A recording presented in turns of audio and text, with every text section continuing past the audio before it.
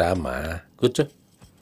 ఏంటన్నా పిలిచారు? ఏం లేదమ్మా, పొద్దుటి నుంచి నిన్ను చూడలేదు కదా, అందుకే చూద్దామని. పొద్దునుంచి చూడకపోతేనే ఇంత కంగారు పడుతున్నారు. అలాంటిది ఇన్నాళ్ళు తన్ని చూడకుండా ఎలా ఉన్నారండి మీరు?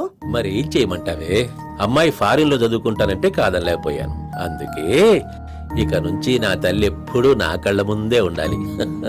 ఆ మీ నాన్నగారి గురించి ఒకటి తెలుసా? ఎక్కడైనా స్కూల్కి వెళ్ళమంటే పిల్లలు ఏడుస్తారు, కానీ నువ్వు స్కూల్కి వెళ్తుంటే మీ నాన్నగారు ఏడ్చేవారు. అయితే నువ్వు మాత్రం భోజనం తీసుకెళ్లే వంకతో రోజు స్కూల్కి వెళ్ళిపోయేదాన్ని కదా. చూడమ్మా, అయినా నా బంగారు తల్లిని చూడకుండా ఎవరు ఉండగలరే? రేపు అది పెళ్లి చేసుకుని వెళ్ళిపోతే ఏం చేస్తారండి? అదేం కుదరదు. నా తల్లి నా దగ్గరే ఉండాలి.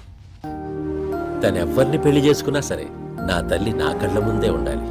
తనని పెళ్లి చేసుకునేవాడు ఆకలిస్తే అన్నం పెట్టాలి, నిద్రొస్తే జోలపాడి నిద్రపుచ్చాలి. నా తల్లిని నాకంటే బాగా చూసుకోవాలి. అలాంటి వాడినే వెతికి మరీ పెళ్లి చేస్తానే.